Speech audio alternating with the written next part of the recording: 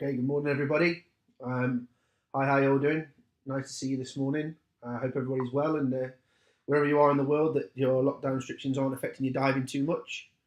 Be nice to see everybody this morning. Andy, how you doing? Kath, good morning. Dave's here as well. Hi, Dave. How you doing? Just move up this little window for a second. Mr. BT, how you doing, Damo? A few people joining. Glenn's joining in. Mark Crane over from Bali. Nice to see everybody.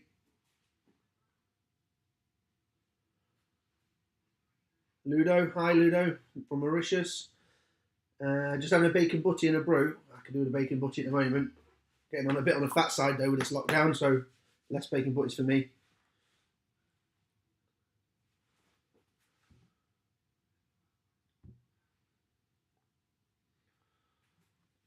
Wait for everybody to come and join the room for us in a minute.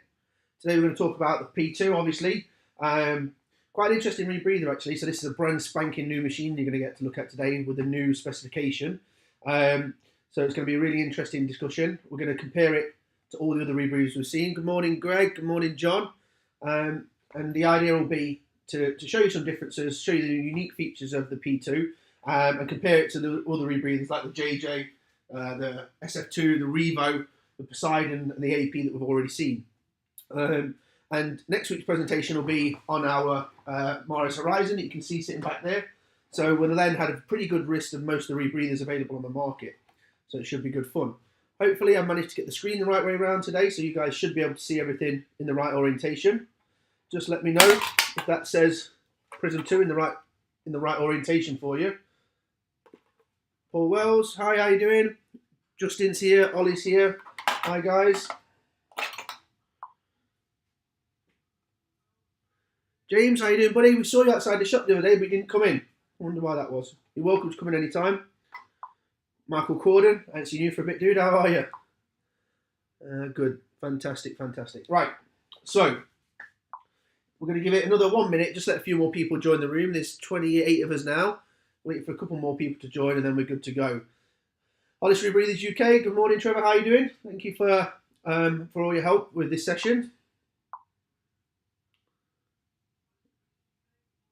Paul, we're good, mate. Yeah, everything's fine at the shop. We get to start diving again. Stony opens from the 17th. We've got Vobster opening around a similar time, and Chepstow opening from about the end of the month. So it means we get to go diving again pretty soon, which we're all happy about, of course. Right, fantastic. So let's get started. Today's video is about the P2, obviously. The P2 is a rebreather made by Hollis, so one of the large manufacturers, Hollis Oceanic, owned by Liquid Sport, distributed by Liquid Sports here in the UK. Quite a big company, of course. They've got a lot of brands underneath them from the Hewish family, so Atomic, and they've got Salstack and Oceanic, Hollis, of course. So big manufacturer building a rebreather that's going to push through their dealer network. So it's quite a proven product. So 8 years this machine's been on the market. It's recently passed CE though, so it means that we're a bit easier to teach this now inside the European market. Nice thing about this rebreather in particular, it's got the lowest work of breathing of any of the rebreathers we've tested so far. So 1.75 joules, that's using air at 40 meters. So super low work of breathing. What does that mean? Obviously the breathing effort is what you're the pump and you push the gas around the rebreather. The easier it is for you to breathe, the less effort required, okay, because the actual mechanical work of breathing. So having a really low work of breathing is important. Number one, reduce the amount of CO2 your body's going to generate, and it increases the ability for your body to push that air around the rebreather. So interesting fact about this rebreather. Another thing you'll notice is that it's made with very few failure points. So for instance, all the hoses go from where they start at the first stage to their final destination. There's no T-pieces, splitters, or any hose-to-hose connections. So made with very few failure points, everything goes direct. The other interesting thing is that this machine is really light, kind of Poseidon light. 25 kilos, fully ready to dive. So cylinders and softener lime inside the machine, full built up, 25 kilos. When you want to travel with it, it's 14 kilos. Take the stand off, you're down to 13 kilos. So super lightweight, kind of get this in your hand luggage for most airlines. And of course, you can see from the compact design, if I remove the top, you can see it's even smaller. So that's just a case. and you can see that the machine then it breaks down from these component parts as well. So really easy to pack and travel with.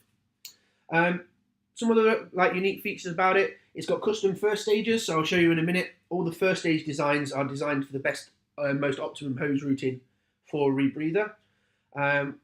Fits any size cylinders, a lot of the rebreathers on the outside. You can put 7s, you can put 3s, you can put 5s. You know, I wouldn't put 12s on, but no reason you can't. Nice feature on the oxygen side of this rebreather, it's got a low flow for the solenoid and for the oxygen MAV. So they're built into the hoses. That means if the solenoid was to stick open, the flow of gas would be low. It's not the full flow of a hose and the IP. So it's a reduced flow, both to the MAV, so you can't inject too much, and into the solenoid. So if the solenoid was to stick open, it'd be a low amount of gas flowing. CE certified to 100 meters now, using Trimix. Interesting one about this is the first rebreather that we've got in our series that's got a radial scrubber as standard and in the CE. So the radial scrubber is part of the design of this rebreather. So we'll go through that in a minute. Now, the Hollis P2 is sold through the Hollis dealer network, and that means that you're going to get the dealer support rather than being sold through individual instructors, a lot like some of the other rebreathers. It means that warranty and parts are all going to be held at your local dealer, so you shouldn't have to worry too much about shipping those from abroad. The actual Rebreathers UK, which is the company that are distributing these, based down south, they've got all parts and all major service in stock.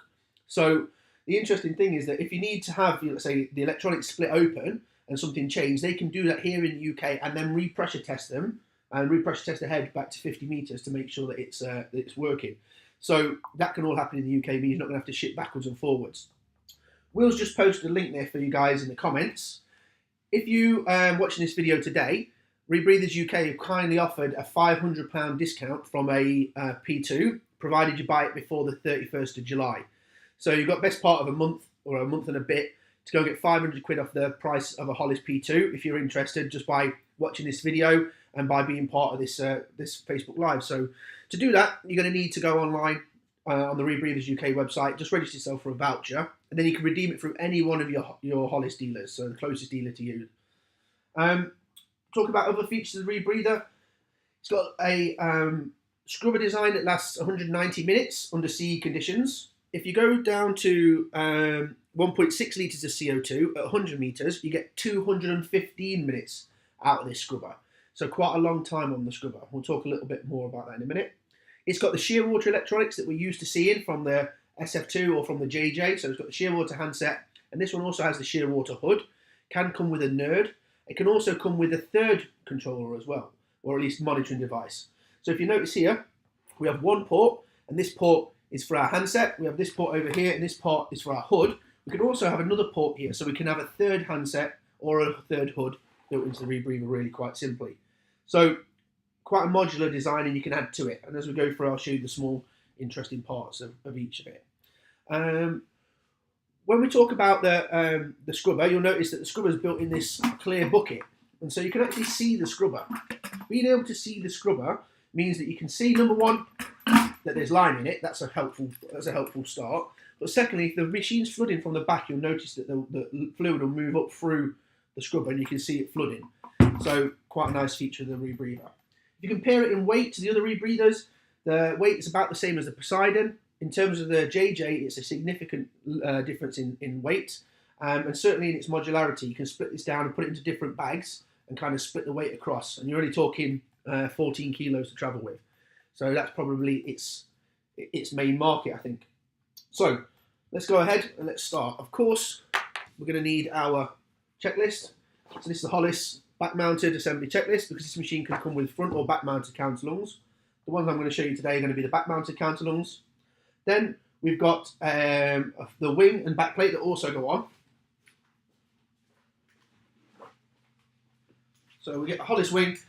When you specify your rebreather online, you can actually choose which wing you want. But this is the donut wing. It's a 45 pound wing. So 45 pound a lift donut wing. Pretty similar to what you see on a lot of the rebreathers. Same thing with the harness. So this one's come with a steel back plate. Of course, if you don't need the lead, you can go for a lighter back plate. But steel back plate with a one-piece harness already built in. You can change that during your configuration as well. If you guys want to ask questions, by the way, Please feel free to ask questions in the comments. We've got Will on the other side of the computer also typing comments out, so if he can help you, Will, and I'll try and answer what I can online as well. So if you've got questions, please ask as we go along. I might just wait a minute till we get to a point where we can stop. So what we've got our H plate. And the H plate is this aluminium plate you see right here. It can be purchased in steel as well, but this is an aluminium version in black. Everything connects to this H plate, but they are just finger tight screws. So I could undo those and remove the head.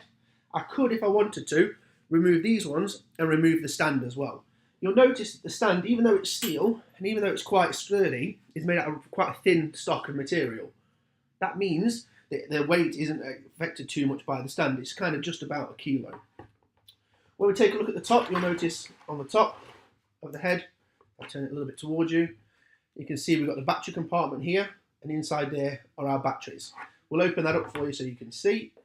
Take the two clips and remove those. They lift off. Then we've got the world's most heavy battery compartment. To say it's a lightweight rebreather, this is a really kind of probably 500-600 gram piece of machined billet steel with an O-ring here and an O-ring on the top. So we need to make sure that both those O-rings are clean. You'll also notice that there's an overpressure valve built in there. So should the pressure build up too much inside the battery compartment, then it will vent rather than damaging your electronics. When we look in the top, you'll see we have the same battery layout as the JJ. We have two 9-volt batteries, and they control the main board and the solenoid. And then we have a one single lithium AA battery that controls our hood. An interesting feature of this rebreather is, if I can get it out, is that the batteries come with a removable clip. So what you can do is, should you damage the wire or one of the connectors, you can just remove the clip, and then the pins in there, it just pushes into. It's also important to know that the pins on the other side go into the board are also on a clip. So even if you damage a pin, in the UK they can just undo the head, change the cable, and then reseal the head and retest it, and that means you've got that side fixed as well. Some of the other rebreathers, the cables are hard soldered to the board. If your board was then potted in compound, you would have to break all the potting compound and replace the shear water board as well, which is significantly expensive. So one really nice feature is that the cable to the batteries is removable and replaceable. Okay, you can do that yourself as a user. So I'm just going to pop that in there. There we go. I have to say, not a fan of the pink foam. I think the pink foam makes it look a little bit kind of DIY. But at the end of the day, it protects the batteries and it does its job. So there's my battery compartment back in. I'll confirm these two O-rings are good, which it is. Confirm the O-ring on the top is good, bit of grease on it. And it doesn't matter which way round you go. So we pop that into place like so. Line it up with our clips, give it a little press. Then we flick on our clips. Okay, have a look around, make sure the seal's good. So that's our battery compartment. Coming down from our battery compartment, of course, we have our electronics module. We have our two connectors, which we'll come to a little bit later on. These are the standard shear water dive cam connectors. And then we have inside the head.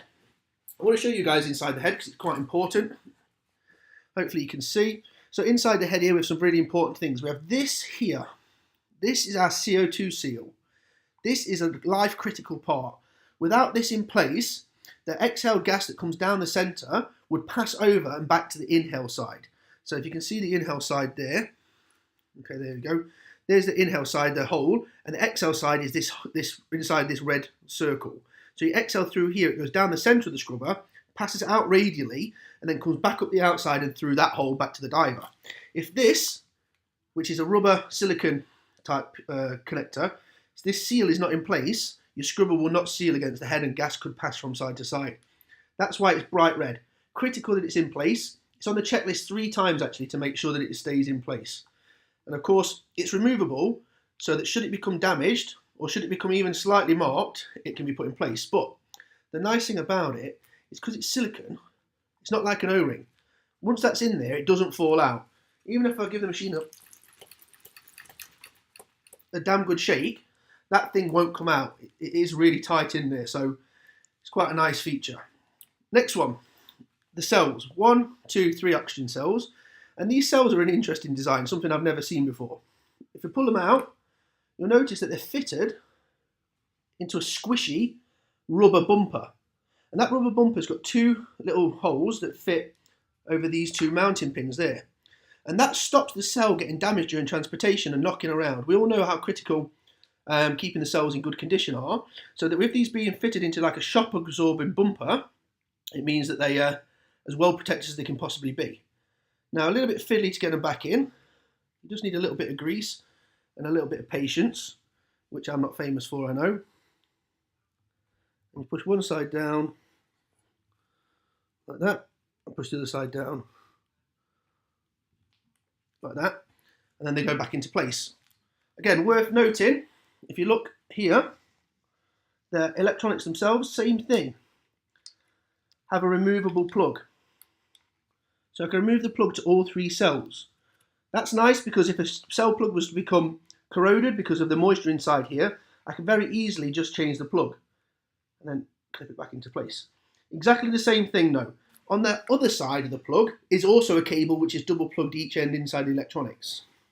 So should I damage the pin connector or the pin connector become corroded, I can change the cable inside the electronic head. That will require a service centre because it needs repressure testing, but it's all possible as well. So, interesting design. Let's talk a little bit about the connections to the head then. Top of the head, we have our solenoid feed, okay? Our solenoid feed goes in and through there, okay?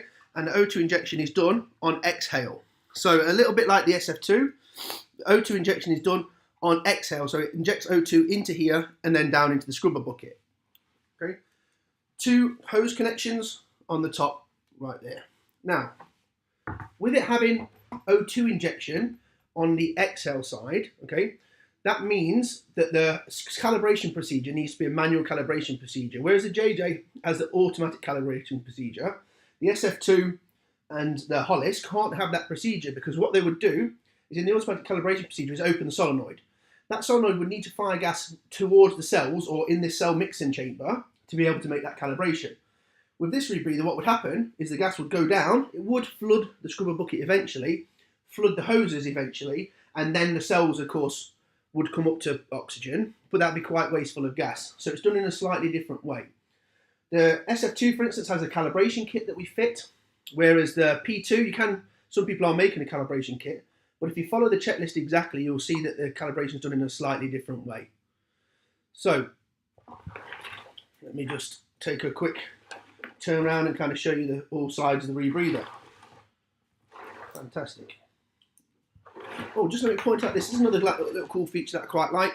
When you take off the retaining bolts for your backplate wing and counter lungs, take off you can see that there's actually a lock-in ring in there that stops that bolt falling out, so that's quite nice. Again, you know, it's like when you're lying down on your boat, you're trying to get your counter lungs or something off. It means that you're not going to lose your bolt down the side of the scuppers on the boat.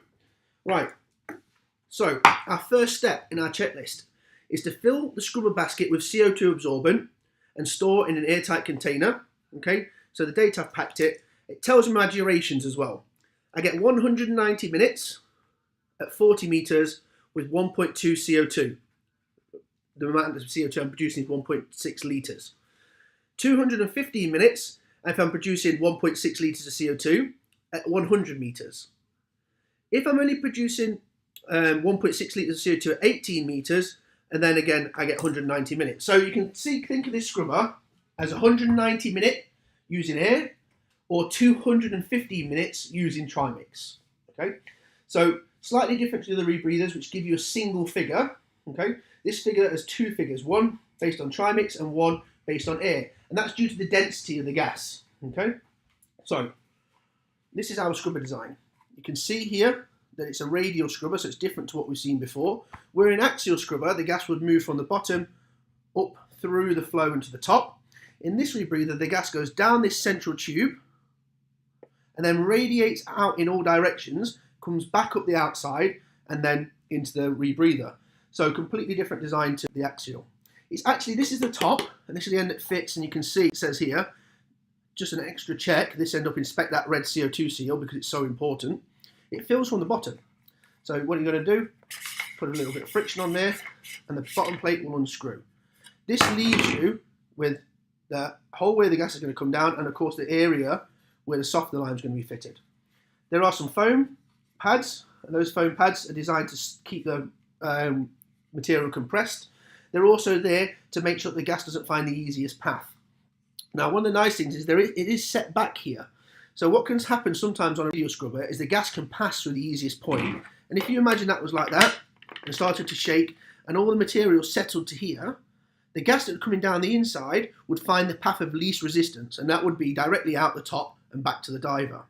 So by having that little gap, even if the material settles slightly, the quickest way through still isn't over the top of the scrubber. The answer is yes, yeah, you can order the CE upgrade kit. The CE upgrade kit, though, means your machine is going to have to go back to our Rebreathers UK, because these two ports here on the non-CE were the same thread. For CE, they had to make one the opposite hand. So to change this is not a problem, it's just a plastic part. We're not talking a lot of money, but the problem is you need to have your electronics module moved from one to the other. That's fine, again, not a lot of money, but what it does mean is it does mean that it needs re-pressure testing. So you just can't do that at any dealer. It needs to be re-pressure tested to 50 meters. So back to our scrubber. You'll fill this with lime. Again, we won't show you, but it's more of a difficult procedure than the other rebreathers because you've got to be able to get this well packed. Any small variation, you can see that the gas has to pass from here to here is a lot shorter than the space of the gas passing all the way through. So you need to make sure that the packing is really well done. Interesting feature is that when you try and fill this with softener lime, of course, you have to be careful that you don't fill that hole. Otherwise, the minute you lift it off the table, you're left with a small pile of softener lime on the table. There's a few interesting methods people use. Some people put the softener lime cap on the top. Some people put a golf ball in there, but you're going to need something to cover this hole. You can, of course, just use your hand and pour it over the top of your hand.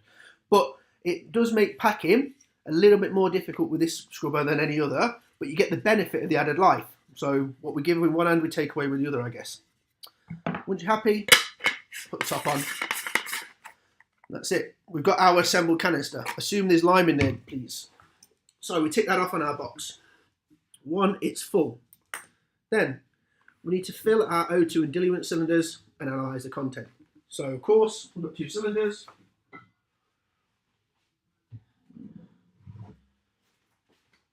One of oxygen and one of diluent. I need to analyse those, of course. So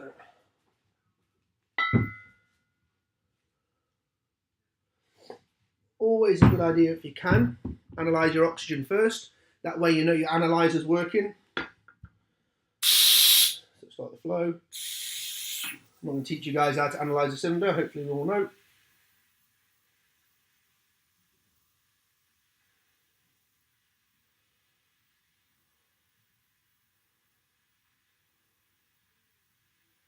Let the analyzer settle. Okay, 99.8, which we can then write on our cylinder.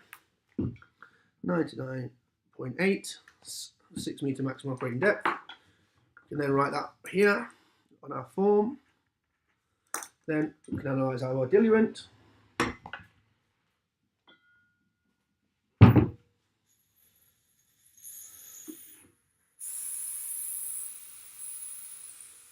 Who we got in the room? Got some people from Thailand, Shanine from South Africa, Amar, nice to see you, dude. Okay, cool, that's 20.9, so that's air diluent. I'm going to write that on our cylinder. 20.9, 66 meter maximum operating depth. And then we can put that directly again straight onto our sheet. Of course, it makes sense to pressure check your cylinders before you fit them to the rebreather. Spend all the time fitting them and then you realise there's no gas in them. So we'll use our pressure gauge and we'll just confirm there's gas in them.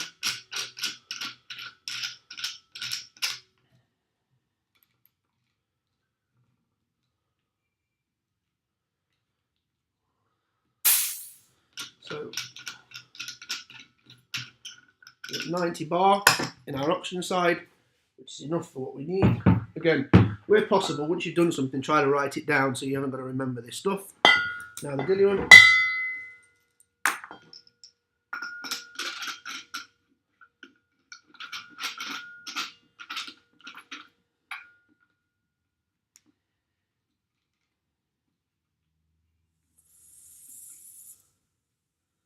We have 200 bars of diluent. Put that down. And then, okay, good.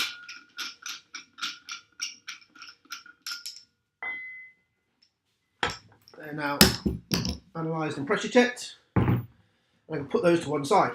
Samples are ready to go. The next step is to take it off, install regulators and hoses to the H plate. So this again is our H plate, is what we're talking about. And we're going to take a look now at the regulators. So we've got one set of regulators for our diluent side and one set of regulators for our oxygen side. I'll come a little bit to the side so you can see. These are based on the old SP5 first stage, so it's quite a simple first stage. Remember, we don't need expensive high flow first stages on a rebreather. All they do is make sure that the gas is flowing at a really low rate. A couple of litres a minute is more than enough. So you can see the design. The design is so that all three ports come facing the right direction. There's two ports on the bottom. This one has an overpressurization valve in it and a spare for anything you might need later. Very simple design. On the oxygen side, we have, of course, a standard regulator fitting. Again, nice thing about these, they all use standard fittings, so you can change them at some point. So that then fits on the top.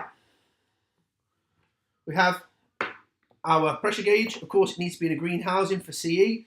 I would normally throw that in the bin myself. And these, you'll notice, are actually the big SPGs. Okay.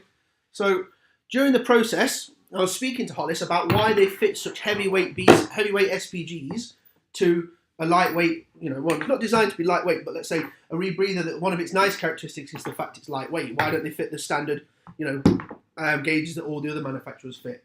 And the answer is that their tolerance to damage and accuracy after that damage. So the smaller ones, if you bang them a little bit too much, then they start to go out of calibration because of the smaller parts inside.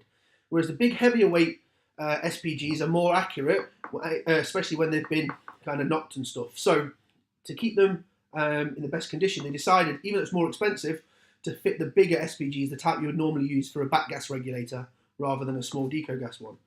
So that's interesting. Okay, Greg, what's your question? Relative to the question for unit strength, like the lightweight, but any challenges on robustness? Rather pay for freight than have the unit work. No, you're right, mate. I think that's absolutely true. But what they've done is they've removed weight in the right places. So this scrubber bucket, you can see, is acrylic.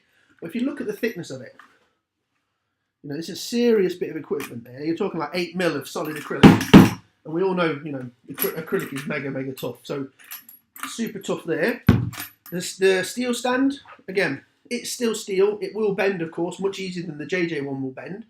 But what do you mean in terms of robustness? That'll easily take a flight, won't it? Same thing with the aluminium backplate. Of course, the head is made out of form of plastic. So that bit, like most rebreathers, is the most expensive bit and the bit you want to protect the most.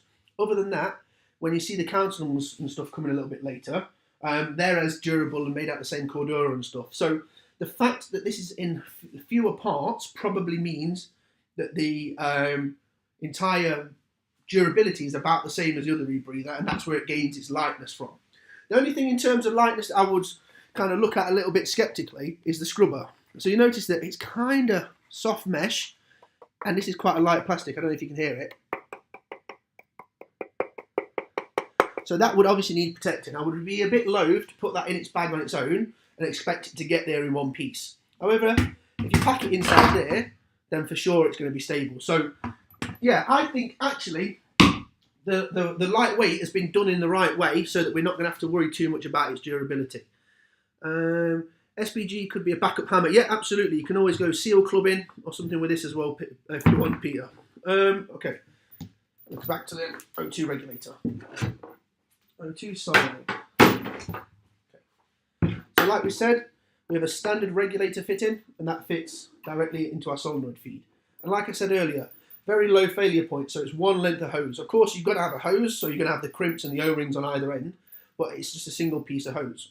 SPG, same thing, single piece of hose. For my personal opinion, a little bit long, but again, not expensive or hard to change a hose. And then we have our normal standard LPI BC fitting, and that is for our MAV, our manual addition valve.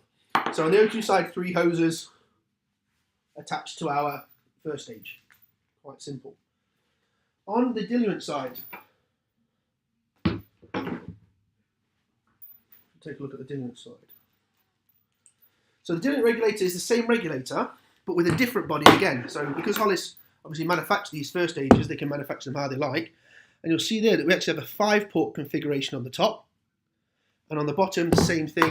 We have our overpressure valve and we have our spare. So we've got 5 hoses running up. At the moment, actually, sorry, we've only got 4, but you can have potentially 5. And where do these go? First, we have a regulator fitting, and this regulator fitting here screws onto the ADV, the automatic diluent valve that's based on top of the left shoulder. We have a single fitting here, which is the long one, and this is another BC fitting or LPI type fitting, and this is for our MAV, so manual diluent addition button. There's one more of those. Again, another low pressure inflator fitting, and that one is for our wing. And then of course, finally, we have the SPG, same as before. Okay, so you can see on our oxygen side, same thing. No hose-to-hose connections directly from the first stage to where it's going.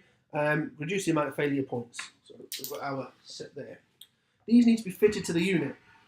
So what we're going to do, move everything out of the way a little bit, is I need to fit them, of course, oxygen side on the right side as warm, that's this side of the rebreather, and diluent on the left side as warm, which is this side of the rebreather.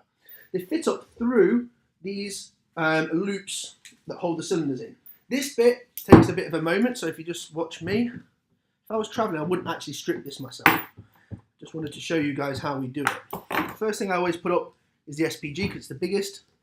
That will go up through there. Again, it comes up over the top of the H plate, and that'll end up down by your shoulder. Same thing. Now with our feed for our ADV, we can push that one up. BC fitting, just let me bring that around. ADV fitting goes up. That's going to end up to our shoulder. Same thing with our MAV fitting, that's going to end up to our shoulder. Put that up through there as well. Just keeps all the hoses nice and neat and out of the way of the scrubber bucket later. We'll pop all those in place. The final one is our wing. And our wing can also go up and all the way to the top. I don't know if you guys can see, we fit those into place like so. So now we just make sure we pull everything nice and gently, making sure that it all moves up at the same speed. And our first stage is aligned in the correct orientation for what we want.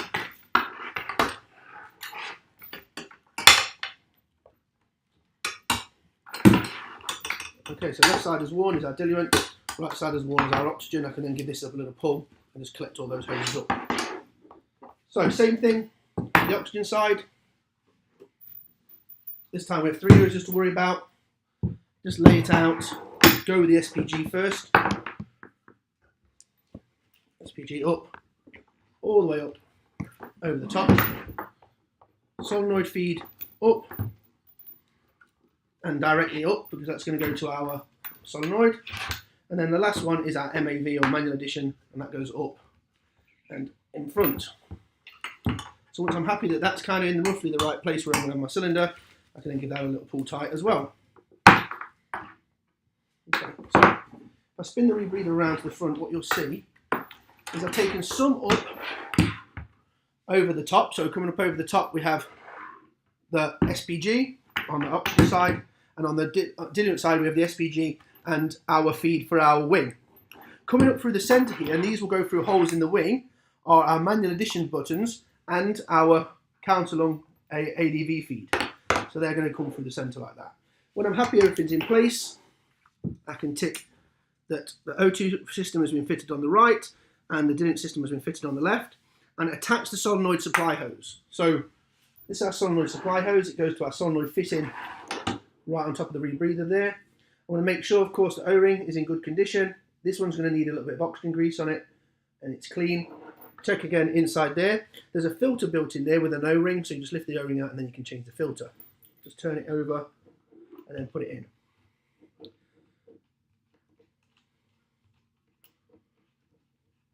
You guys will notice that this actual bend in the hose is quite severe, and it kind of gets in the way a little bit. I would personally have preferred that to have like a 90-degree elbow on it to make ease of fitting and ease of hose routing neater. But, of course, looking for the reducing failure points, putting that 90-degree elbow in there would have caused a slightly different issue with the philosophy of the machine. So it does just go straight up and over. So you can see that that fits into place. When you come to fit the loop hose a little bit later, it just makes it a little bit more fiddly, but what you're gaining from the other hand. So this might be a silly question, but where does the hose for a dry suit come from? So Pete, there's a couple of options for dry suit hoses. A lot of people will run it from their bailout gas. So they'll have the bailout gas with a low pressure inflator fitting that they then plug into their dry suit. That means that you're not using the onboard supply gas. The idea of these small cylinders on board is to keep the weight low and you're not use a lot of gas. If you keep putting a lot of gas from the onboard into your dry suit, of course you're wasting that gas and then limiting the space, limiting the range of your rebreather. So plug it into your bailout. You don't want to plug it into a trimix bailout, okay, because that's not ideal. You don't want cold helium entering your suit for lots of different reasons. And of course, if you want to remove your bailout to do something later, you're going to have to remove it and potentially not have dry suit. So what most of us do, don't take a look at the state of the cylinder, unfortunately, Pete, but what we use is a dry suit inflation system. So a separate bottle this is a small 1 litre bottle with a hose, and that'll fit onto our back plate just at our side here, and then supply the dry suit directly. So that our dry suit system is completely separate to the rebreather. Gives us a lot more options. If this was to fail, I can plug in from my bailout, and if I've got some gas in there, I can plug into the rebreather, I can do that as well. So dry suit inflation bottle is the best option. Okay, so there's our feeds. Attach solenoid supply hose, we've done that. The next thing is to install the BCD, back mounted counterlungs and back plate. So I'm going to install the back mounted counterlung. I'm not going to install the back plate or the BC, just so you guys get a better picture of what's going on. You will notice it looks a little bit floppy because there's no back plate to hold everything nice and sturdy, but just bear with me for that because it's designed to make it a little bit easier to see. So I need to remove my wing nuts.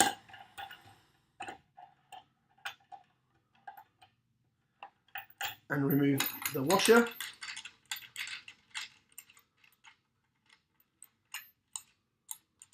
So wing nuts and washer again, put those somewhere safe. Everybody loses the washer after the first couple of dives, so keep them nice and safe. And I'll show you the counterlung set. So I'll move this to one side. So this is our back mounted counterlung set. You have a front mounted counterlung set and a back mounted counterlung set. So this is the face of the side that is facing the diver. This side is the back side of the counterlung set. And I'll show you each individual product.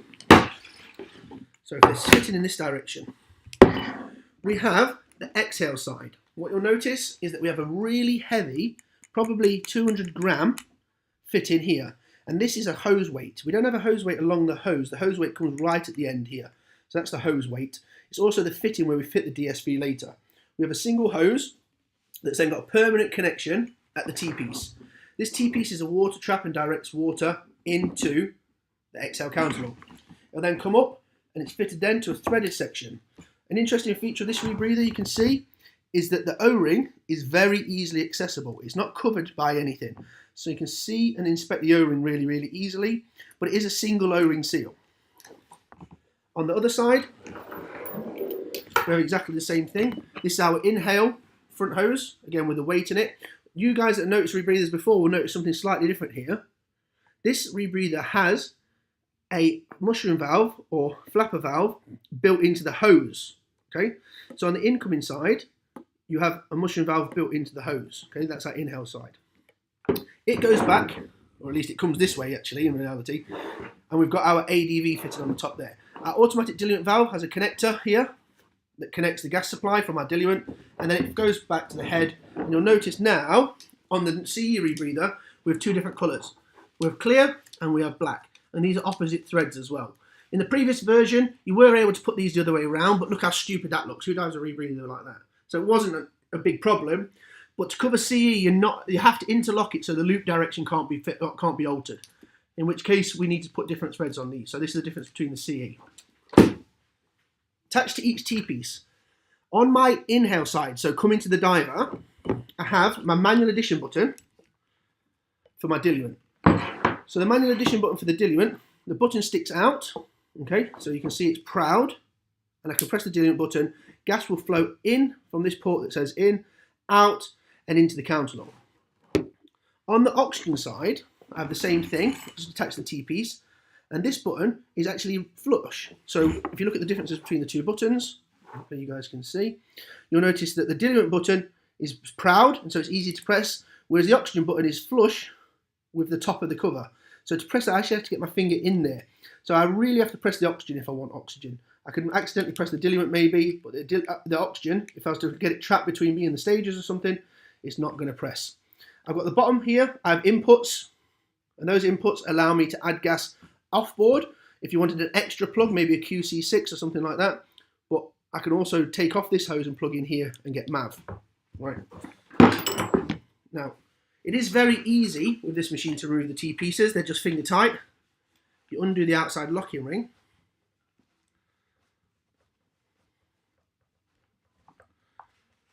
It's got a few threads on it, right?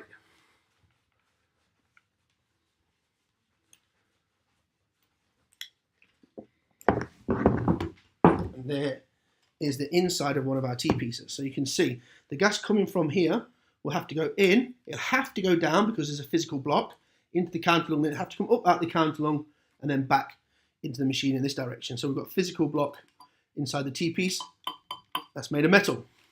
The fittings are all regulator fittings, and again, just hose to hose connection. I want to fit this back on again, nice and simple. Put it in place, make sure the one O-ring goes in. Once the O-ring's in, and just tighten that up.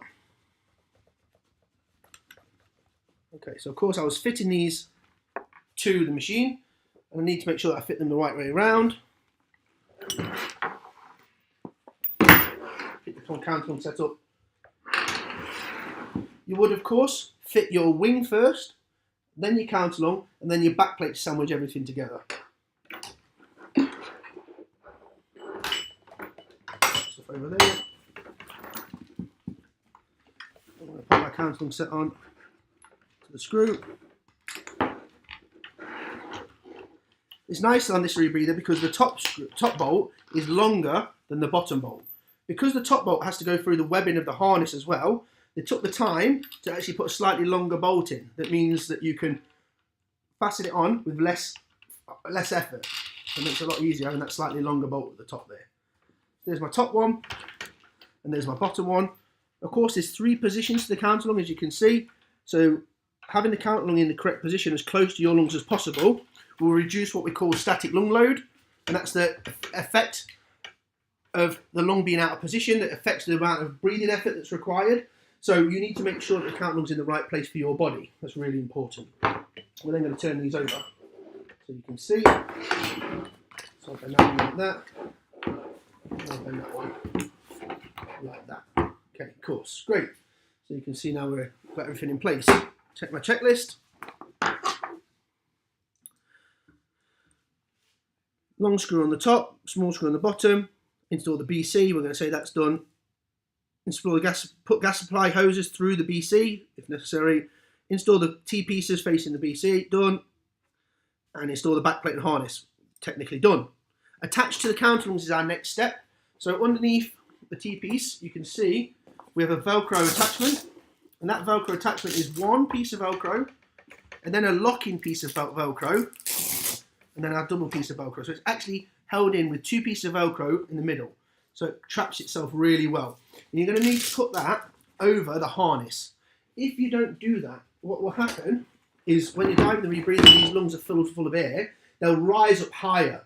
Okay, you need them down on top of your lungs. Moving them higher puts them at lower pressure than you, and that then makes it harder to inhale.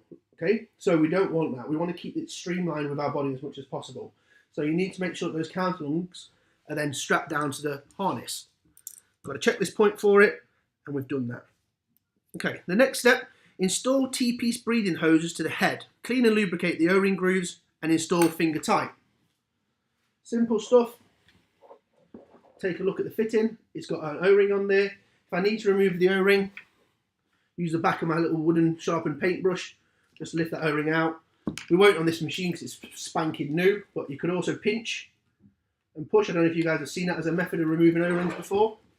If you don't want to use any tools on your O-rings, pinch from both sides You'll see the O-ring will lift up and push forward with one thumb, and it'll pop off nice and simple. Make sure that O-ring got not any grease in the groove. If necessary, cleaner. Make sure that that's nice and clean. Get a little bit of grease on your fingers, inspect it, and pop it into place. Is there any way the gas can bypass the metal separator in the hoses? Yeah, and it's not the end of the world. So if the gas is bypassing, it doesn't really matter. The gas is going that way anyway. The actual metal plate is designed to be a water trap so that the water doesn't enter the scrubber and eventually into the cells. So it's just a water trap more than it's a gas trap. Gas will always find the easiest way, and gas likely will just dip down and go up over the top. So it's not a gas flow director, it's a water flow director more than anything else. Of course, because it's metal, it'll be cold, and that means the hot, warm air will condensate on it and drop off as well. So it's actually even better. Is the Hollis BOV better than the Gollum BOV? What are the pros and cons of each? So I can't comment on the Gollum BOV. I'm not a massive fan of it myself. But I can comment on the Hollis BOV. What I can tell you is the Hollis BOV is one of the lowest worker breathings of any BOV. It was actually considered by a couple of other manufacturers to use on their designs, but I can't go into detail on that. And it's a fantastic BOV. Problem being, fitting the BOV to this rebreather out of stock is it's not CE. So you need to buy it with a DSV. And if you choose to put on the BOV later, that's your call. The BOV itself, however, is CE. So the BOV CE, the rebreathers CE, they're just not technically CE together. So if you want to install it as an end user, we can sell it to you and you can fit it no drama at all. Right, I'm going to check that. I've inspected the hose, and then it makes sense that it fits on the left side. So I'm just going to push that into place. Again, once it's in place, I just tighten slowly with my fingers the locking screw. Of course, remembering that it's opposite hand this time. Of course, with all these things, just be careful when you're screwing plastic to plastic that you don't want any cross-threading. Not a problem to buy a new one and change it, but you don't want that to be the morning of your boat dive. So I'll just pop that into place. Takes a couple of turns, and again, don't go too tight. It's only to hold the O-ring in place. The O-ring does its job. And then we've got the XL side. Again, make sure a little bit here, there, get rid of that. Make sure it's nice and clean, inspected, and then we can pop it into place. Now, like I said, this one I find a little bit more difficult because of this solenoid feed hose being right in the way. So what I have to generally do is kind of fit it in place a bit, push it till it's square, and then with my other hand on the back, tighten it up.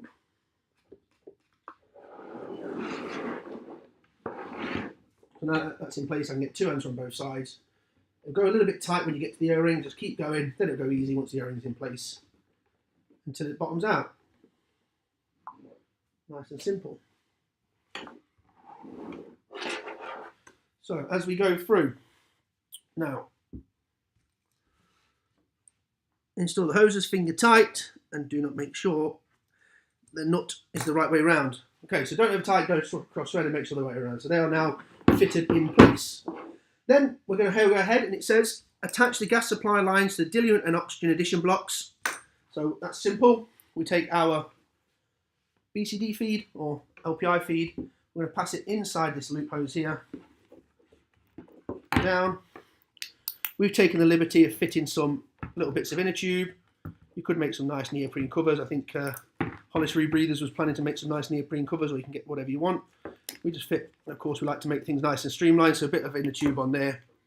Same thing, another one a bit further down. Bit of inner tube on there. And then of course, it's a standard connector, so just pull, pinch, push fit. So there's our manual side for our oxygen. Same thing on the diluent side. Find the inflator, pop it behind the counter lung. Goes underneath the feed for the ADV. Similar thing.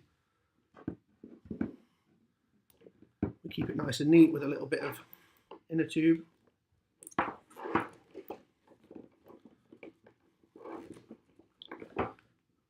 I thought we were going to be joined this morning by Nick Hollis. Nick Hollis, are you online, buddy? Nick Hollis is our main man, quite a cool guy. I believe he's gone skiing in the mountains, so he'll be joining us at like 4 AM or whatever time where he is in the US. And that's our manual feed for our diluent side. So we've got a manual feed. You can see that they're nice and neat. When you're on your shoulders, they're going to fall directly in front of your chest, somewhere around a little bit lower than your D-rings. Personally, I'd shorten those if it was me. I'm a little bit squat, so having long ones, especially when I lean forward, I don't want those dangling in front of me. Again, personalization, you can do that really easily. You can also put an inner tube around your harness so you feed it through there, again, to keep it all nice and neat. Remember, most important rule of scuba diving is to always look cool, so we need to make sure we consider that as part of it. Now, O2 supply hose to the manual addition block. The next thing is attach the diluent supply hose to the manual addition block. Attach the ADV supply hose. So our ADV supply hose is our regulator fitting. It's this one here. I'm going to pass it up underneath the loop hose again. And then, got an O-ring inside. Have a check, make sure the O-ring's clean. And that is going to screw on using the fitting directly here.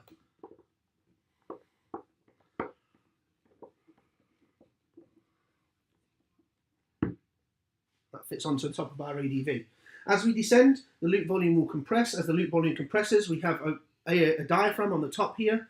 That diaphragm will compress, it'll touch the ADV lever, and the lever will let diluent gas into the rebreather, bringing our loop volume back up to a significant amount, to the right amount that we can breathe from. So again, nice and simple. Those of you that have seen our other videos will notice that this ADV doesn't have a flow stop or a shut off at the first stage. So in the event that the ADV free flowed automatically, you would need to shut down the valve. So you'd reach back and you'd turn the valve off.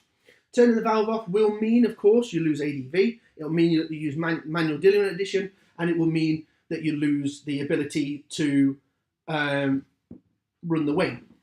Okay, so all diluent components would be off. I'm going to make sure then that I put my hoses, my SPGs down. You can then put that so on the other side to make the best hose routing. So I can find my hoses. They're going to go over the shoulders as well. On that side there, and then same on our O2 side. Again, try as best as possible, gents, ladies and gentlemen, to keep your machines as neat as possible. So there we go, manual addition diluent, manual addition oxygen. Okay. It now asks me to attach the BCD inflator, which is this one here. We're not going to connect that today because we are pretending that we've connected our BCD. Okay. The next one is assemble the DSV. Let me take a look and show you guys the DSV for the Hollis. So it's a really small, quite simple DSV. We have our two hose fittings on the end. Of course, one end is completely open because that mushroom valve is stored here in the loop hose. On the other side though, we do have our other flapper valve or mushroom valve, okay, and that's on our XL side, and that one is there. It comes in a carrier, we can pull the carrier out, we can change that quite easily. You'll notice that we've got a plastic body with a steel insert, and that there really is a hell of a machine component. It's got a bit of weight to it. Again, it acts as a loop weight to keep the loop down when you're breathing from it so it doesn't pull against your mouth. We have two positions.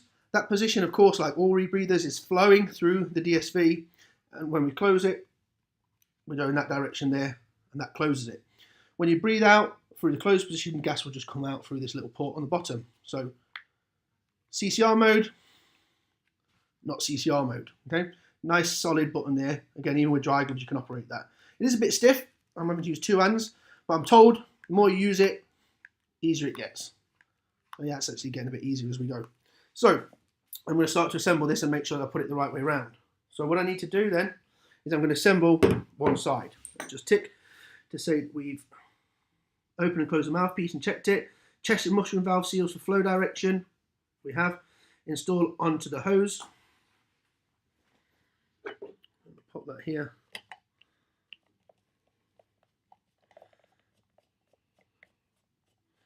That's screw tight. Again, orientation of this is quite important. If you have it slightly out of cock, what it'll do is it'll pull against your mouth. So try to align it as best you can. You just screw until it stops there.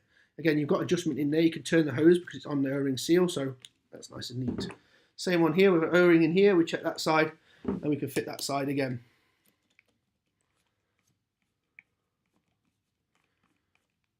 See, it's loose. Keep tightening. Everything will become tighter. It'll fall into place. Try as much as possible to get into good habits. When it's not in your mouth, you make sure the loop is then closed so nothing can enter the loop. It now asks me to install the head-up display holder and attach the cable to the breathing hose. This is our head-up display. The head-up display is exactly the same display that you've seen on the JJ. Okay, so this is the shear water hood.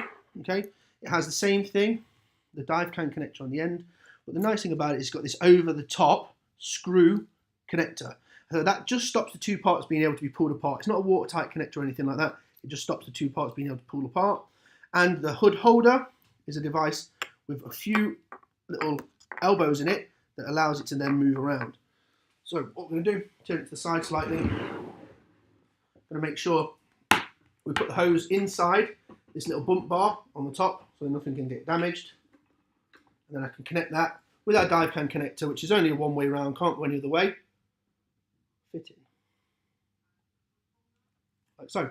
And we're connecting blue to blue, so we know we're on the backup side or the backup monitoring side. You then take the two sections, you screw them together, and that will stop them being able to be pulled apart. So pop that through there. We then got our hood cable. Our hood is going to end up eventually at the handset, so I'm going to just take off the hood from the holder, fit the holder to the DSV, pop it in place, and then we can make sure it's the right kind of orientation. Then that's held in place by this O-ring, which you put over the top there, keeps it all in place. Then we can then just twist it around, kind of get the angle that we want. I'm going to bring the hood, I'm going to make it nice and neat. I'm going to wrap it over a couple of times, one time, maybe two times, so I'm comfortable. And then make sure that I have my LEDs, my rows of LEDs. I've got 3 rows of 4 LEDs and 1 LED on the end. Make sure that they are facing towards the diver. So there you go. If you want it in the middle, towards the middle of your boat, middle of your site, you can see it like that, or you can adjust it right over to this side and have it over to the right hand side of your site. You can also put it on the left if you wanted to. So that's our hood fitted.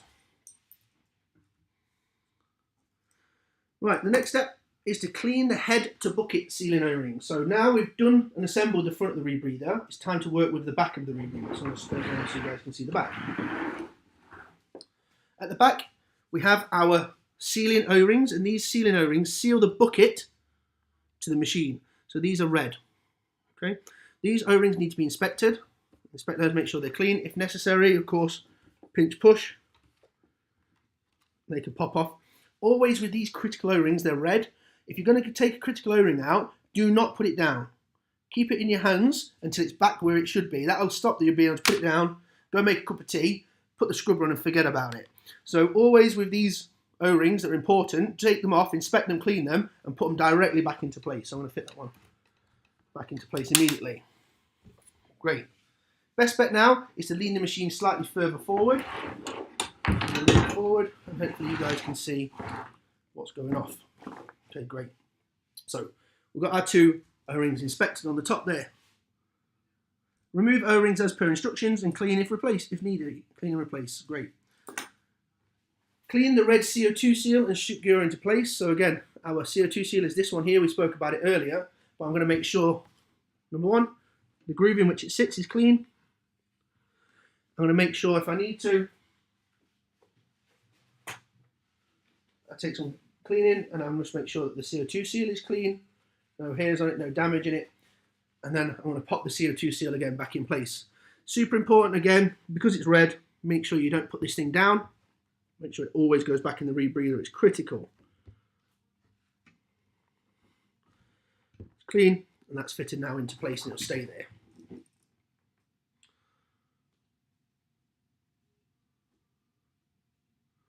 And it says, make sure the red CO2 seal is firmly seated in the groove, triple check. So we've done 1 check.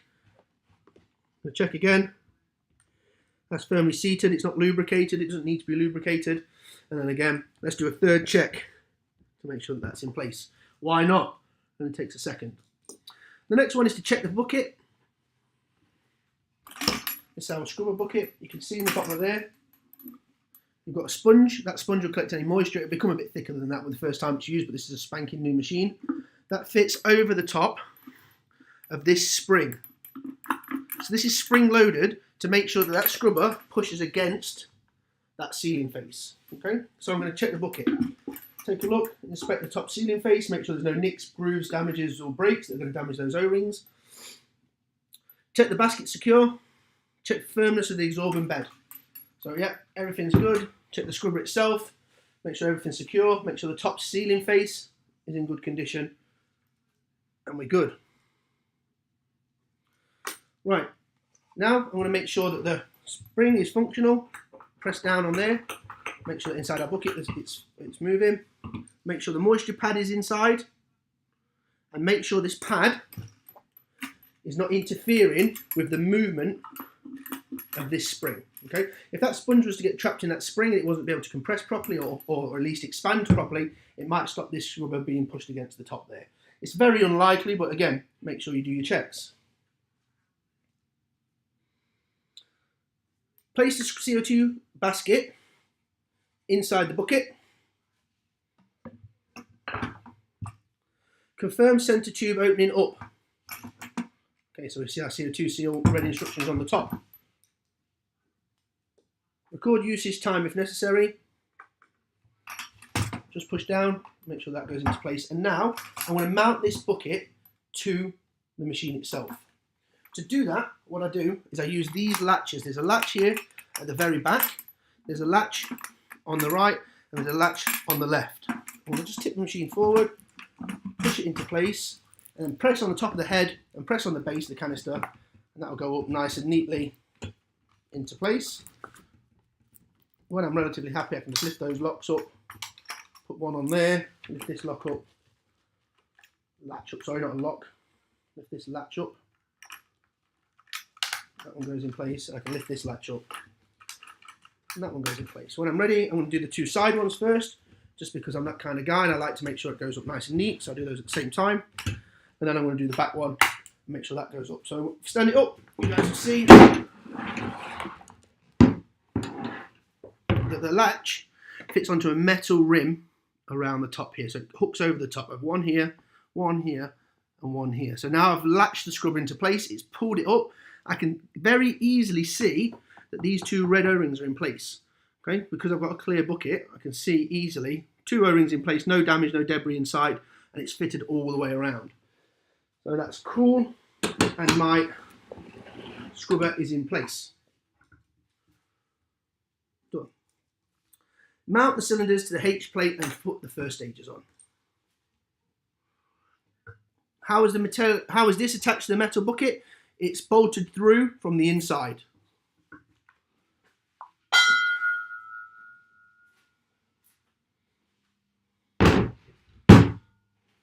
Sorry, Sam, what do you say there? What's stopping the scrubber from falling off the centre when it's pushed into the head? It's actually the post on the bottom fits up inside, so that even if you do, as soon as you tighten it up again, it'll pull itself back into square again. So that on the base, that spring will actuate and move slightly. So when you put it up, it'll all go back into place.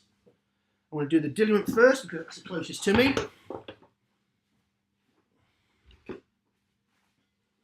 Take it. Lift it through here, like so. This one through here, like so. I always just get the right height first by tightening the top one, just to kind of hold it in place. Tighten the bottom one a little bit while I figure out what I'm going to do with my first stage. Take the first stage cover off.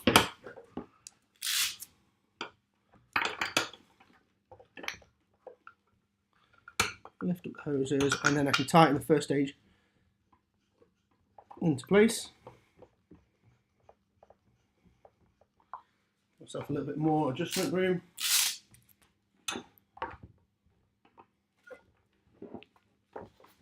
One side, and then tighten the other side.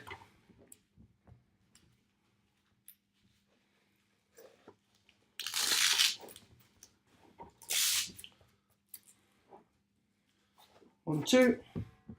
First stage, finish tightening that off. We're happy with the first stage. Same thing now on the O2.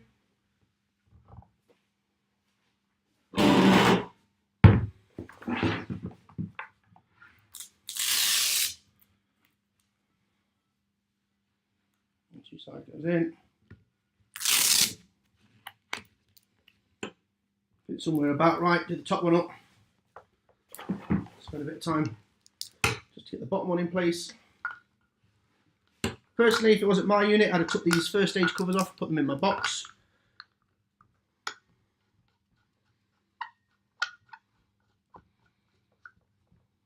Tighten that. Then when we're happy again, just tighten these Velcro cam bands. Now the Velcro cam bands, I'm surprised actually, even if I put a bit of weight on there, they hold it really, really steady, which is surprising because I thought they'd move. So oxygen side fitted, diluent side fitted. So James, are there O-rings around bolts then? How is the water tightness achieved? Yeah, through here. So basically it's got a groove and it sits on top of the groove there. It's then kind of put on the top and it looks like it fits against the top there, so it doesn't work. So there's no bolts going actually through. It's kind of against this lip and then glued into place. Right. So that now is our assembly checklist complete. Okay. So the machine is fully assembled. What I'm going to show you guys, just because I disassembled it, I wouldn't normally take this piece off. We have, of course, our Shearwater Petrol 2 controller. If we undo the Shearwater Petrol 2 controller, this is going to fit on this side. Again, just push it through with our dive can connector. We pop that into place like so. Screw up the two retaining pieces. Make sure that dive can connector can't come apart. I like to pop that for the minute just there on top of the cylinder. Okay, so you can see the build-up process was quite simple, and you can see that now the machine's fully assembled. It's not that much bigger or smaller than any of the other rebreathers we've built. It's about the same height, but what we have got is we've got a lot less volume. So all of this under here is all empty, stuff like that. So I imagine you're going to need a little bit less weight than some of the other rebreathers compared to its displacement and its volume. What do I do with my pen? Right. The next step that we're going to do and show you guys is the operational checklist. So this is to make sure that everything we've done so far is working. I'm going to test the rebreather's capability now. So it's asking us, is this an inter-dive one? And it's not. This is the build-up. And is the scrubber new or used? I'm going to say the scrubber is new. Is the assembly checklist complete? That's our first one. So did you assemble your rebreather? Yeah.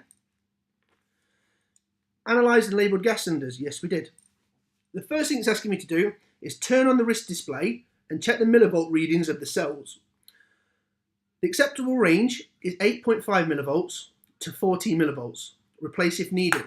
So, take my Shearwater handset. Press the two buttons. It'll turn on. You get a warning screen here. It says, I've confirmed I've been trained to dive the Prism 2 and will not exceed my training. If you don't do that in a minute, it turns itself off. So I'm just going to accept that. Okay. Then the Shearwater handset will turn up. You can see this machine's been out of the water about as long as everybody else has been in lockdown. And we press the right button once, twice, 3, 4 times, and we get our cell millivolt readings. So we have 12, 11.9, and 11.7. For posterity, I like to write those down. 12, 11.9, 11.7. So they are within the acceptable range. The next step is to move the machine to surface set point. To do that, what I'm going to do, I'm going to scroll through the menu using the left button. And eventually I'll see set point to 0.19. And I'm going to activate that and it'll tell me that the set point is 0.19. That's our surface set point. With the set point being 0.19, it means that the machine will not inject any gas even if it's exposed to air. With air being 21 and 0.19 being less, the only way that this machine will inject gas is if the loop volume, or sorry, so the loop PO2 drops below 0.19. Unless I'm breathing from it with everything turned off, that won't happen. So we're good to go. Not with everything turned off. If I breathe with it turned on, same thing. Now we've done that, I can tick that. The next step is to turn on the hood and check the battery status. To do that, very simple. Bring my hood around. I'm going to press the side button. Let me remove it so you guys can see.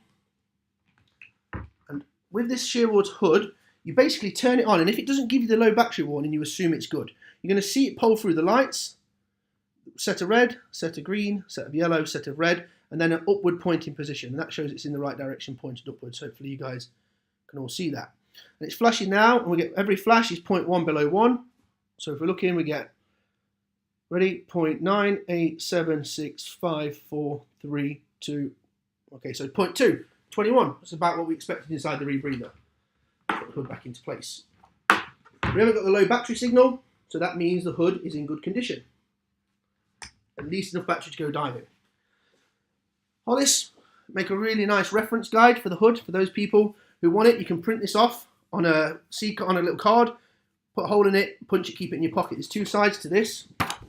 You have this side which tells you what the commands do and how to get into it, and this one tells you what the PO2 means. And you can see quickly that the low battery display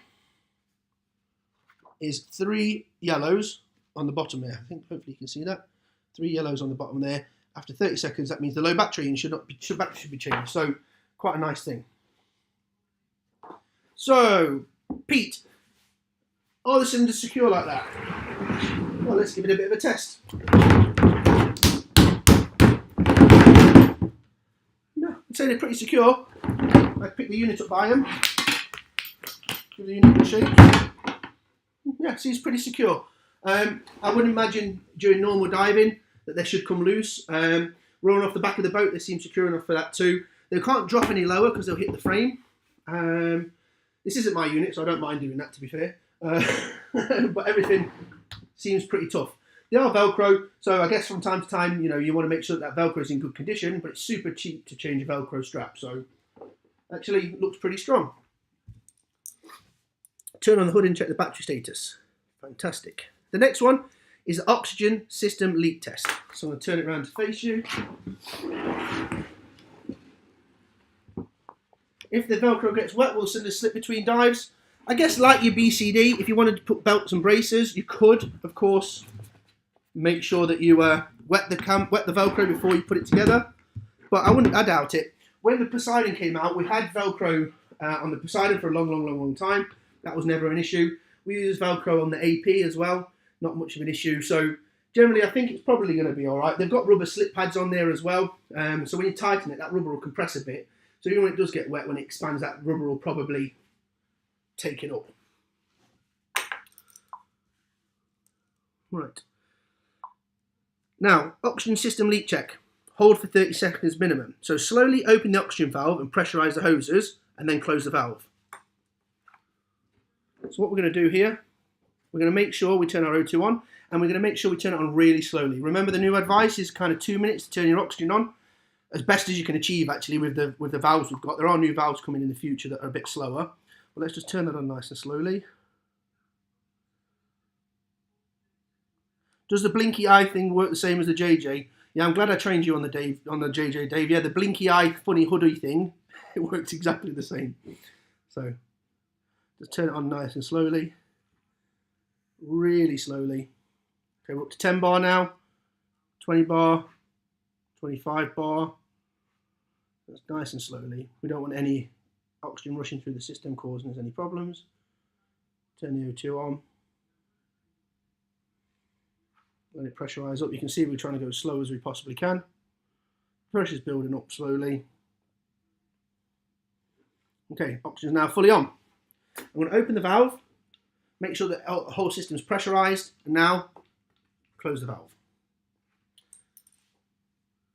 Now what I'm looking for is any loss of pressure. So a minimum of 1 minute, I'm going to wait. If when I turn the O2 back on, the needle jumps back up, yeah, that means that I've lost some oxygen in the oxygen side. So we're going to wait for a minute. We're looking. Interesting thing about this rebreather, the way the checklist is done, we actually have the solenoid powered. Well, not powered, but turned on. So all the electronics are turned on. Even though it's in surface set point mode, it shouldn't fire. And that means that if the solenoid was leaking slightly because of some kind of voltage leak, you would detect it at this point because you get pressure drop in the O2 side. So we wait for a minute.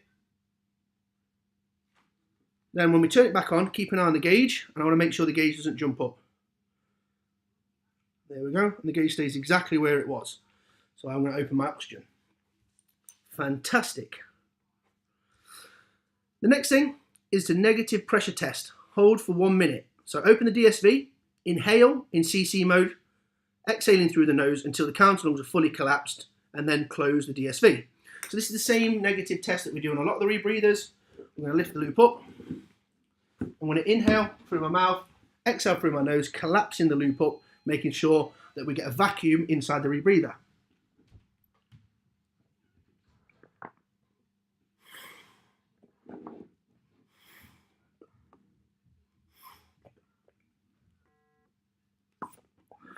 Once I've got a vacuum, I'll close it. Would you believe it? I managed to make the solenoid fire by creating too much low pressure. So I'm just gonna turn it off for a minute. I'm actually pretty good at sucking a negative, I'm told. I can suck a golf ball down 20 meters of hose pipe. I'll create back negative pressure in there and it drops the PO2.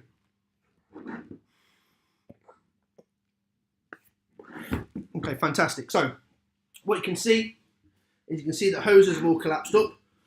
If those hoses were to start sagging and come down, then you'll notice that the loop itself is leaking. So yeah, Brian, you can join us later. This will be posted on YouTube. It'll also be staying on our Facebook afterwards, so you're more than welcome to pop in and watch it later on. So we've got it fully set up now. We're going to wait for at least a minute. Once we've waited for at least a minute, we're going to watch for signs of leaks. Looks like it's all pretty good. You can always hear these things as well from time to time, and we're happy. So that's good. Our negative pressure one passes. Now, what we're going to do is we're going to do the positive pressure test. Now, I mentioned earlier that this machine is a different calibration procedure. The calibration procedure starts now. We start flooding the machine with oxygen from this very point. So to do my positive, I'm going to use the oxygen manually add oxygen to the rebreather. And you'll notice that my loop, which was on a negative test, will start to become positive. See that sink in? Now those that will notice, it's a very slow flow of gas. Really, really slow flow of gas. If I compare that to the diluent side, if I put the O2 into the diluent side so you guys can see the flow, look at the flow on the diluent side. You ready? You see how that comes up that much faster? More flow of gas on the diluent side. So, put into the oxygen side. And then we're going to add gas. I'm going to blow the loop up now to positive. So it takes a moment. Just keep my finger on that. What I'm trying to do is I'm trying to blow the loop up to positive pressure until the overpressurization valve, which is on the counterlung down here, until this, move that out of the way, until this overpressurization valve pops. So check it's working. Keep filling the machine with oxygen. You'll see the counterlungs raise right up.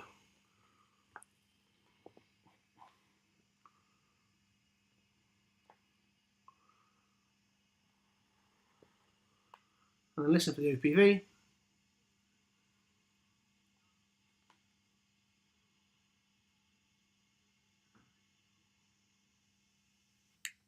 There's my OPV leaking.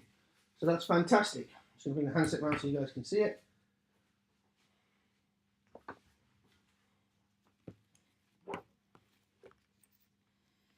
Okay, so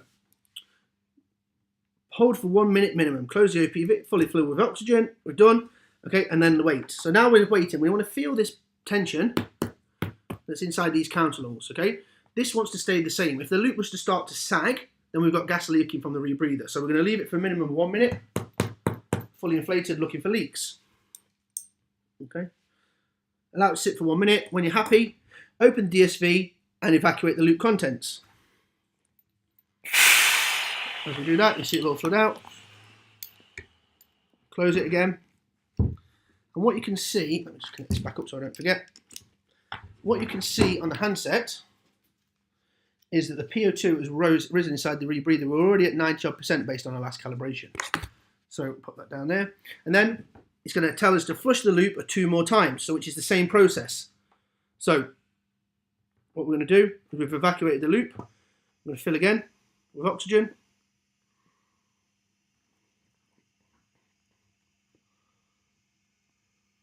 All the way up.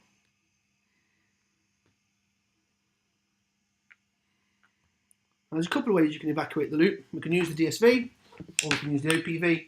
We want to make sure we get all the machine covered in pure oxygen. So we want those cells with pure oxygen. So that's fully inflated.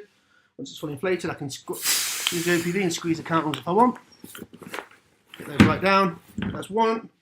And then again, one more flush with pure oxygen.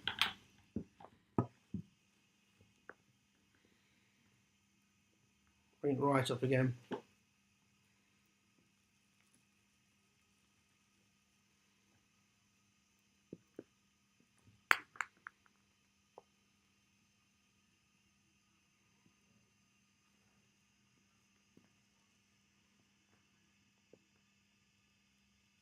Again, if you're doing this lying down, you wouldn't need to put so much oxygen in because the count lungs wouldn't expand so much, but we're going to be doing it stand up so you guys can see what's going off. We haven't even used 10 bar yet, so it's not the end of the world. And again, we'll use the DSV this time, let the count lungs evacuate, close that, and then the last one, flush it with oxygen all the way up.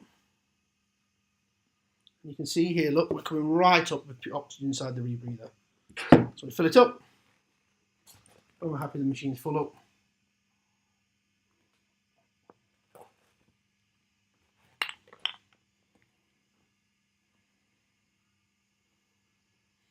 Okay, we're then going to open the DSV, allow it to come to ambient pressure. So you guys know that if I didn't allow the loop to come to ambient pressure, I would have increased ambient pressure and high oxygen, so I would get a difference reading with the PO2. So that's now ambient pressure, there's no pressure inside those counter lungs. I can then go through to my calibrate screen. I tell it this is 56, 55 millivolts is pure oxygen, and I want to calibrate. Press calibrate and it'll give me my calibration report.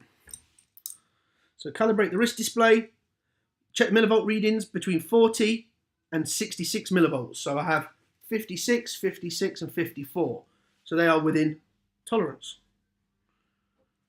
Next step is to calibrate the hood. To calibrate the hood, what I'm going to do is I'm going to press the end button. That's menu 1. Press it again. That's menu 2, that's calibrate, and now I'm going to long press and hold. And this will calibrate to 1. And in a minute you'll see yellow and green, and that's our PO2 of 1. So PO2 of 1 over here. PO2, if I confirm this one, of 95 across the board, which just dropped slightly. And we are now calibrated.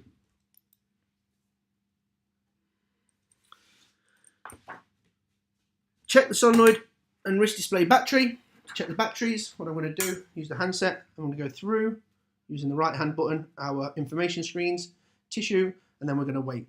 You see here we've got a question mark on our battery voltage for our internal batteries. That's because the solenoid isn't fired. We can see we've got 1.43 in the battery in here. To make the solenoid fire, I'm going to switch to low set point, and then switch to high set point. There's one fire of the solenoid, then you're going to hear another fire of the solenoid. As you can see, the PO2 is increasing the rebreather because the pressure is increasing in the rebreather. 3, fires the solenoid, and then I'm going to turn it back to low set point, turn it back to surface set point. I can now go through my screens to my tissue screen. Next press 8.4 volts on my internal 2.9 volts and 1.43 on my 1.5 volt inside here. So we can check our battery voltage. Just going to let that oxygen out the loop. Fantastic. Check it fires, check the batteries are inside the acceptable range. The next step is to install the cover. So I'm going to turn the rebreather around.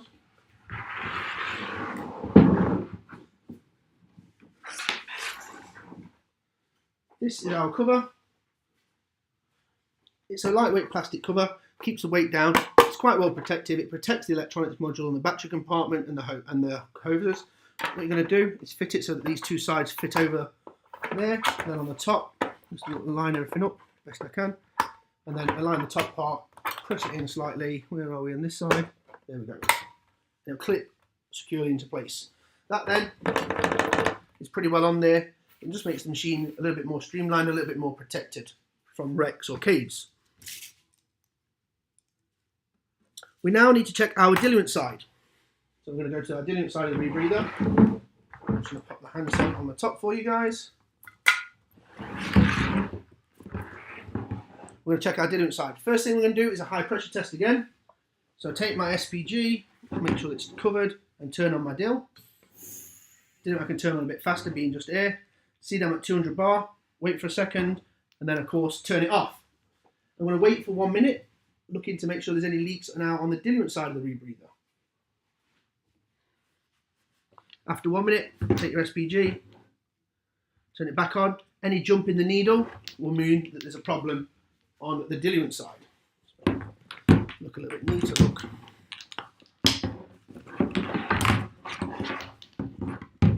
There we go. Watch diluent pressure gauge and then open the cylinder, which we've done. check the ADV and BCD. So to check the ADV, I can't press it like I can on some of the other rebreathers. I'm going to actually need to use the loop itself. So I'm going to put the loop in. I'm going to vent through my mouth, in through my mouth and out through my nose.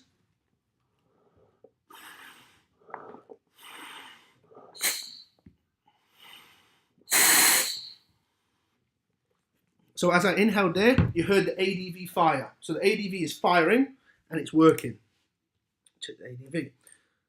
Check the BCD, which I would do. I'd fully inflate the BCD, make sure the overpressurization valve works on it, and check then all the dumps. I would then do a pre-breathe on the rebreather, which means to breathe the rebreather 3 to 5 minutes, making sure that I'm checking the functioning as a rebreather and that all the systems work. We get PO2 drop, and it's monitoring on both systems, and then PO2 increase again as it's adding the oxygen, keeping an eye out for signs of CO2 if possible as well. Pre-breathe we'll say is done. If diving immediately, continue with the pre-dive check. So there's a small pre-dive checklist to do if you're just about to jump in the water. You'll need to do the training to see that one. You're going to make sure you've got your weights on, your hood's in place, cylinders are open, make sure your set point and gases are set up, put it on, do the pre-jump, which is to get them ready to get in the water. So that is the Hollis P2 assembly and checklist complete. Okay, you can see it's quite a simple rebreather in its design, which is nice, keep it simple philosophy. It's quite a small rebreather in its design, and even now, fully kitted, ready to go diving, we're at 25 kgs. Okay, so we're not talking about a lot of weight. Steel cylinders on it. You could go to aluminium cylinders if you wanted. You could go to a slightly lighter backplate if you wanted. But in general, the machine's great for that kind of work. Manufacturer supported, of course. All parts available for the UK. Plus, it's got the shear water electronics. So really, really kind of forefront of rebreather technology. It's now available through all of your Hollis dealers in the UK. If you use the voucher link that Will's put on the chat there, you'll get £500 off a new rebreather. So if you're right on the edge there, thinking about buying one, get stuck in. You've got till the 31st of July to get 500 quid off a brand new rebreather. That's pretty much half your training, right? Well, it's more than half your training. It's 2/3 of your training paid for free by the manufacturer. So I'd really take advantage of that offer if I could. What else we want to talk about with this rebreather? Let's compare it, some of the features.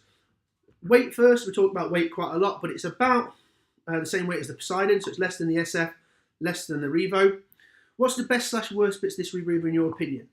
The best bits of this rebreather, Sam, probably the shear water electronics and the way that it's nice and easy to travel with. That's one of the options I like about it, but still capable of 100 meters CE certified. Radial scrubber is an advanced feature that you buy for most rebreathers, so that's kind of quite nice to see in a entry level when you buy it as an entry level from a main manufacturer. The worst things about the rebreather, I'm not keen on the hose lengths. I think the hose lengths are standard are a bit long. I would personally change those. What else am I not keen about? Personally, the cover. I think the cover is a bit plasticky. It'd be nice to have this made again, like I have made with the SF, for instance. I get these aluminium aftermarket covers made. It might be nice to have something steel or aluminium on the top there. I like the simplicity. In-water trim. In-water trim is going to be very similar to any other rebreather that's got a valves at the bottom, first aiders at the bottom, count lungs at the top. So in a wetsuit, you're always going to be trimmed slightly feet down, so you're going to need to put the weight a little bit higher. In a dry suit, it's not going to make any difference. It should trim out really, really well, just like all the other back-mounted counter lungs. What other questions have we got? Okay, Hayden, if you want 10 grand worth of giveaways, all you need to do, deposit your entire bank account to the National Bank of Uganda, and Hayden there will give you 10 grand. Sounds like a winner. What else? Is training available? Yeah, training is available. We have instructors trained throughout the UK. Find your closest Hollis dealer, and they can start training pretty much from the 17th when the dive site's open, I think. You might even be able to get some online webinar training or social distance training inside the centres from the 15th. So you can actually start the academic part right away. The other questions we've got.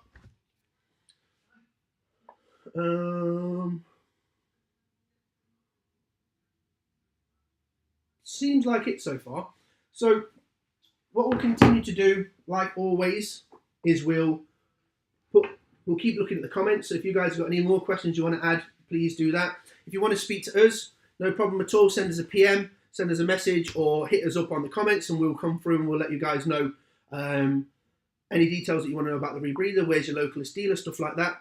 Like the SF2, try, and then of course the JJ. The only answer is you must have them all. Yeah, absolutely, Greg. I agree with you completely. If you look, the only rebreather to have is all the rebreathers. You know, he or she who dies with the most toys wins. And these things are super cool. Prism itself, fantastic rebreather. It's one that we've added new to our stable actually. So we're quite keen to get a few more hours on it and get practice. So thank you very much for your time, ladies and gentlemen. Any questions, please add them. Don't forget, go on the Rebreather UK website, get your £500 voucher. Get it now. At least then, if you decide between now and the 31st of July that you want a machine, you're going to get 500 quid off. So thank you for the guys for doing that for us. Click on our Facebook link, on the live links. You'll see all of the other videos, so you can watch them back to back.